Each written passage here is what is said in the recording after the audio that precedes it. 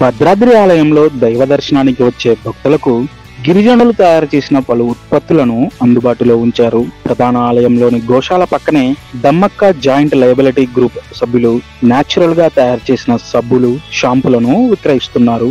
భక్తులు సైతం సదరు ఉత్పత్తులను కొనేందుకు ఆసక్తి కనబరుస్తున్న వేళ ఆ విశేషాలు మీకోసం. నమస్కారం అండి, నా పేరు పిట్టల బేబీరాణి. మాది దమ్మక్క జేఎల్జీ లయబిలిటీ గ్రూప్. మాది సోప్ అండ్ షాంపూ యూనిట్.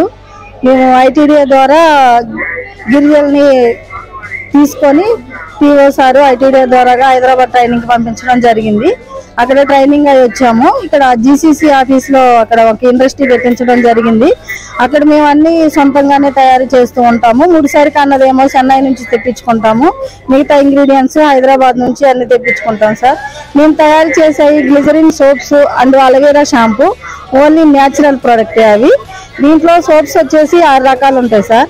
అది పపాయ ఒకటి, ఆరెంజ్ ఒకటి, అలోవెరా ఒకటి, నీమ్ ఒకటి, హనీ ఒకటి, టర్మరిక్ ఒకటి సార్. ఈ 6 రకాలు కూడా న్యాచురల్ ప్రోడక్ట్. అయితే మేము ఇక్కడ దేవస్థానంలో స్టాల్ పెట్టించారు ఐటీడీఏ పీఓ సారు. మేడం కూడా పర్మిషన్ అన్నది ఇచ్చారు.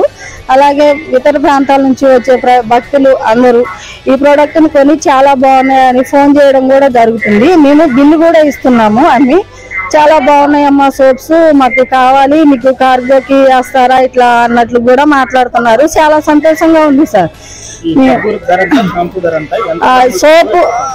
సోప్ వచ్చేసి 100 గ్రామ్స్ సోప్ సార్. అది 50 రూపీస్ ఉంటుంది ఎంఆర్పి.